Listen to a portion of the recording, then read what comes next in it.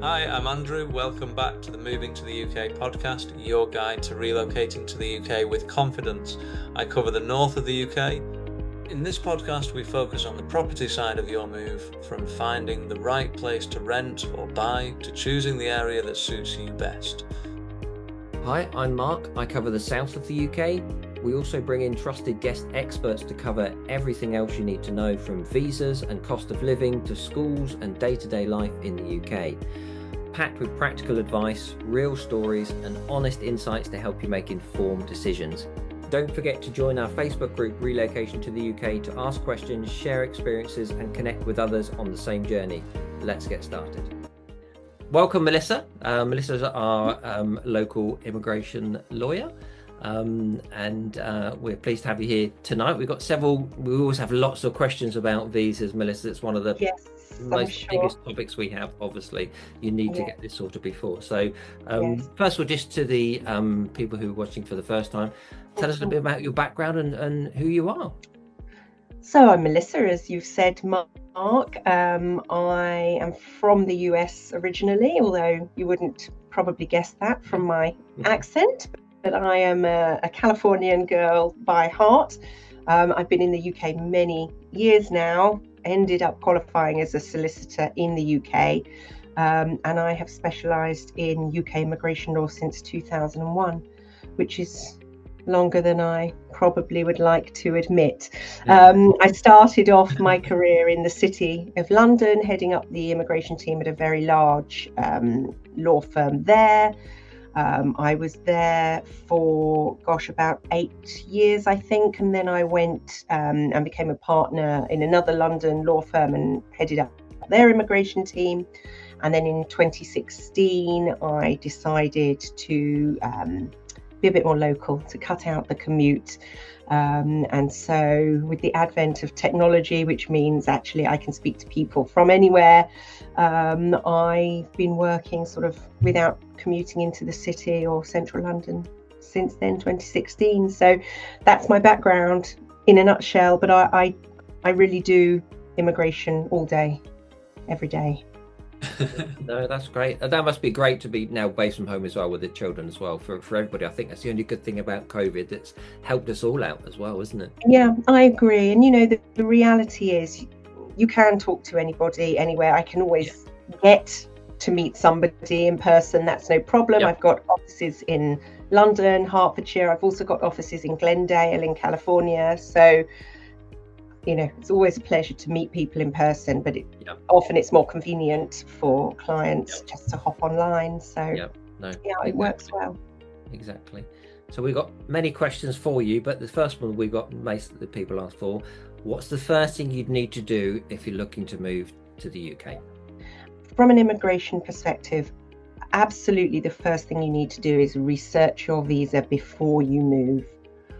I have a lot of people who come to me after the event. They've packed everything, they've arrived on UK soil thinking that they can just get on with life.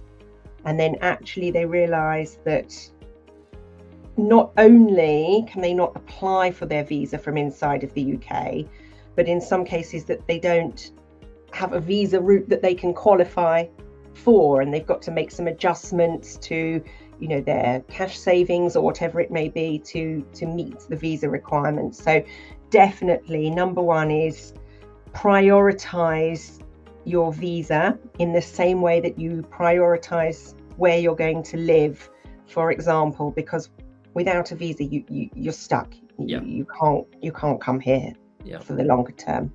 I think we find that all the time, don't we? That we'll have these briefing calls and say, look, until you've got your visa, there's nothing we can do, and they're quite strict on it. I suppose, is there any big hurdles that people come unstuck, Melissa? I imagine there's common things that people forget or don't look up, and is there any tips on? I think my two main tips are, first of all, to realize that visas take different forms. So there is no one size fits all visa that you can just apply for. So you have to think about your circumstances and what it is that you want to do when you come to the UK. Are you planning on working? Are you planning on studying? Are you not planning on working at all? So tip number one, have a think about which visa suits your circumstances. And then tip number two, I would say, is check out the standard processing times for whichever visa you choose, because some take longer than others, some can be prioritized, some can't. So again, I get a lot of people who have realized that they need a visa, but they come to me having booked a non-refundable flight. And then when their visa is not ready in time, they've lost the cost of the flight. So I think that's tip two, is just wait. Unless you're getting a refundable flight, just wait and check out those timings before you take any non-refundable steps. Yeah, expensive mistakes. Yes, absolutely. And in the same way as we were saying, get your visa before you travel to the UK. If you don't do that, you're going to have to go back to your country of origin in most circumstances to apply for the visa, and then you're going to have to wait there until your visa is approved. That means another flight back, potentially rent if you've got no one to stay with because you've got no family, or you've sold up. You maybe by that time have a job offer in the UK that you think you can just start, but actually you can't, so you're not making any money. So all of these things are not just a potential headache, but yes, as you say, Andrew, an expensive headache. Very. That was one of my next questions, was do you need a sponsor visa to apply? Now, obviously that can be it used to be called a tier 2 visa. It's now called skilled worker, is that right? Yes, it's now called skilled worker. So the skilled worker visa is one of the various visas that are available. And one of the most popular ones, probably for people with a job, maybe? It is one of the most popular ones, outside of probably the spousal visas, where you've got a British, say, partner and you're coming to join them in the UK. But skilled worker, yes, for people in a corporate setup who are either transferring their job from overseas to the UK, or they've got a new job offer with a new employer in the UK, skilled worker is popular. And in those cases, yes, you do need a sponsor in order to come to the UK. And there are a few things to think about with the skilled worker visa. First, you've got to have a sponsor that holds a sponsor license or is willing to apply for a sponsor license, and that can take a bit of time. So again, that plays into... Sorry, say again? I was going to say, are they expensive for the company to become a license? Not particularly, I would say. The fees vary depending upon the size of the company, and that can depend on number of employees, annual turnover, that sort of thing. But the actual sponsor license itself is unlikely to cost you more than £2,000 for the actual sponsor license. Factoring in various bits and pieces, maybe priority processing. Where the costs come in are for the actual visa, because you need a certificate of sponsorship, and then there's the immigration health surcharge. So it does add on a bit. But yes, think about the employer. Do they have, or can they get a sponsor license? And then, particularly now, the Home Office overhauled the skilled worker visa last year. They removed many professions which they now deem to be lower skilled. They have kept a number of medium skilled roles, but you can only be sponsored in those if you are already in the UK on a skilled worker visa. And then they have higher skilled roles.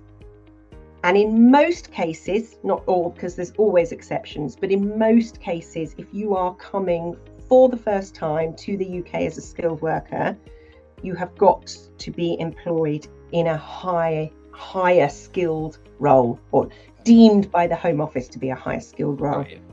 And then there are salary thresholds. also that have to be met, which vary again depending upon the role that's being done. And so they've increased a bit as well, haven't they? So yes, they have. They've increased. It's definitely more difficult, I would say. Certainly not impossible, but more difficult now to get a skilled worker visa than it might have been, a couple of years ago, because they really have narrowed it down, ostensibly in an effort to employ more local workers. But and this may not be a question to you, really unfair to you in a way, but as in, some people don't know how the NHS works, but there's an NHS surcharge that you have to pay up front as well. Yes, that's right. Yes, so for an adult, that's £1,035 per year currently, although I believe it is going to increase later this year to, I can't remember, I think it's 1,400 and something. I'd have to check, but that's worth checking. And it's slightly less for children who are under 18. It covers a year of NHS access. But the important thing to note, which is sometimes missed, is that you have to pay for the full duration of your visa at the point of application. So you can't spread it out. No. I think everyone gets a massive shock at that, because I'm like, look, if it's a 5-year visa and it's a family of 4, it becomes quite expensive. Exactly, yes. Is it? If it's a spousal visa, this is what I wasn't too sure of. If they're coming back and they've got kind of some UK ancestry, how does it work with the IHS for that? Exactly the same. Oh, really? Right. No discount. The only visa applicants who don't have to pay the IHS are those on a health and care worker visa, which is a category of the skilled worker visa for doctors and nurses and people working in the health field. Okay. And I guess, it might feel a bit odd perhaps to charge them for NHS use when they're working for the NHS. But otherwise, everybody has to pay the IHS. Right. Yeah. Okay. That's good to know for, because I was going to ask. Go ahead. No, go on. I was just going to say, with the skilled worker visa, sometimes you will get an employer who's willing to pay those costs for the employee. So that's another question that someone can ask, how much of this cost do I have to meet myself? Of course, that's only in a corporate sponsorship setting. Those people on a spouse visa, for example. But no one else to pay it. No. Wow. I was going to ask, actually, some of the fees you cover there is not as a general rule, but are the government fees, they're obviously going to be going up as well. I know they've gone up over the years to now £1,035. Are they generally, is there a rough visa cost approximately, excluding NHS or not? But, it really it's an unfair varies. question, really. Well, it varies so widely, but I suppose a really broad strokes approach to that is the longer the visa, the more expensive it is likely to be at the outset. So when you're talking about, for example, indefinite leave to remain, which is settlement, then you're talking several £1,000s because it's forever. A 6-month visitor visa will be significantly less because it's for such a short period of time, really. So it varies enormously, but the visa fees, again, there are a couple of exceptions, but on the whole, they are only going to go up. And actually, last week, the government published the new fees from April. They tend to go up, certainly in April every year, and often again in November. Wow. So there are further increases from April of this year. Right. It's like they want to stop people coming to the country almost, in a way. What makes you say that? Which is frustrating because we need medical engineers, everything, and you think, absolutely, that's the world we live in. Yeah, it is. Yeah. One other question we had from somebody a couple of weeks ago now that's asked me this. Again, this is how long is a piece of string, really? If they supply all the documents to you and you're able to process the development, etc., in a non, I don't know, whenever the peak times are, roughly how long are they talking to roughly get a visa? Are we talking weeks, months? And again, as a ballpark. Yeah, so I usually say that I will do my very best to work to the applicant's timeline. So if somebody says to me, look, I'm in a real rush, I will make sure that I do my part as quickly as I possibly can. But you can't push the government along even quicker, can you? You can only do as much as you can do. Exactly. So the government is a different kettle of fish. Once that visa is submitted, the application is submitted, it's difficult to say. A lot of this sort of shorter term visas, and again, it varies whether you're applying from in-country or from overseas. Oh, yes. Let's assume we're going to be coming from overseas to the UK for the first time. A lot of visas, the sort of corporate visas, usually have a standard processing time of up to 3 weeks, which actually isn't so bad. That runs from the applicant's biometric appointment, so that it usually takes anywhere from a few days to a week to get that biometric appointment, and then the clock starts ticking. You can pay an extra £500 to the Home Office, and they will reduce that 3-week processing time to 5 working days. So you can speed it up. For spouses and partners, it's slightly different. Standard processing is up to 60 working days, and priority processing is up to 30 working days. Now, what I would always say is these are guidelines, not guarantees. And if the Home Office decides it's going to take longer for whatever reason, there is very little that can be done. Eventually, you can submit something called a pre-action protocol, and without going into details, that is a legal mechanism to make the Home Office respond to you. But usually you have to be waiting a significant amount of time before you can poking don't poke the beast. Don't suggest it. No, it's all about, just gently nudging them, sending polite emails, all these sorts of things, in the hope that somebody picks it up. But having said that, usually the processing times are, give a day or two, fairly accurate. Yeah, I think that's what we find, to be fair. They're generally pretty good, really. Yeah, exactly. And if you compare that to some countries, for example, to get a visa to go from the UK to the US, you're going to be looking at significantly longer than that. So it can be a tough wait, especially if your family's relocated already, for example, and you're waiting overseas to come and join them. It feels like an eternity. But in reality, and if you plan it well, if you know that this isn't going to happen overnight, actually the wait is not too terrible. Be prepared, like we all know.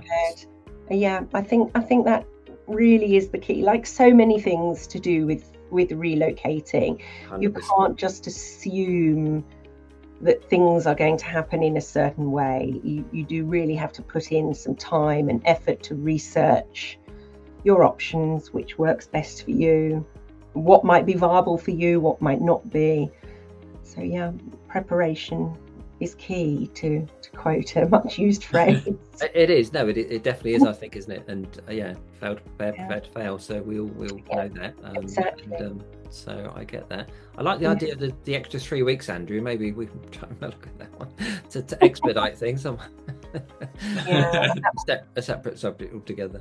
I mean, often with the Home Office, if you pay them more money, they can speed things up. Make of that what you will.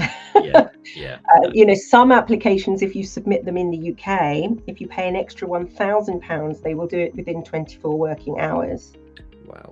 So I suppose that's a good one for your employer, that if they really want you, there's options to get you here. Yes, well, yes and no. So that the super priority processing is only if that person is already in the UK and switching from one visa to another. 5 working days is, again, always caveats, but usually that's the quickest option if you're overseas and entering the UK on a visa. Right. Okay. Brilliant. UK government keeping you on your toes, Melissa, with moving goalposts and moving requirements. So I suppose that's say that. Absolutely. I mean, that's what we get visa questions a lot, don't we, Mark? And we always go, look, it's so complex. Speak to Melissa or speak. So I think because it's ever changing for a start, you know, it's always being overhauled. There's a whole host of changes coming up this year. Visa options disappear off the table overnight. Sometimes they're just withdrawn. And also I would say that the guidance that's published, although it's a helpful starting point, it's not always very clear.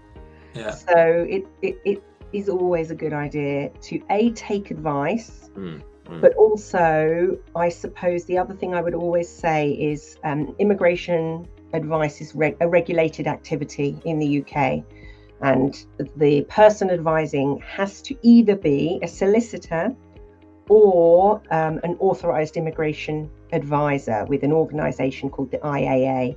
It's always really important to check that whoever is giving you immigration advice is one of those two things, because it's one of those areas where there are unfortunately a lot of, let's call them sharks. You know, they promise the world, they can't give the world. There's a lot of, you know, just do your checks, be really careful. The Law Society publishes a register of solicitors. The IAA publishes a list of licensed immigration advisors. Always check that out. One very simple solution: contact Melissa. Yes. And that's it. And I will. I'll always be very pleased to help, you know, and I'll always be realistic as well. Let's see what we really can do here, and then once we've identified it, we can get on with it. I think you touched on it as well, Melissa, which we always do a consultation call, don't we, of sometimes it's affordability, and I think you have to be real from the very start to go, look, maybe you haven't accounted for cost of living in the UK, or maybe you haven't thought about jobs or salaries, and just consider before you actually make the move. Because for me, I don't want to, obviously, yes, we help people move, but we don't want them to move and be upset and realise they made a mistake. So I think that's why the calls at the start very much so. It's really important, you know, to set everything out, and again, that's why I always try and encourage applicants to be very honest and open with me, because there can be things that people sometimes don't like to talk about. Perhaps, you know, they've had some legal issues in the past, or they may have had bankruptcy, and all those things can cause a problem, or perhaps their earning capacity in their current country is totally different to in the UK, and there may be, exactly as you said, Andrew, there may be affordability issues. All these things have to be brought to the table and discussed, because otherwise, if they come up down the line, it's of no help to anybody, really. And I don't want somebody to get all this way and then realise that it's not going to work out for them. So really important.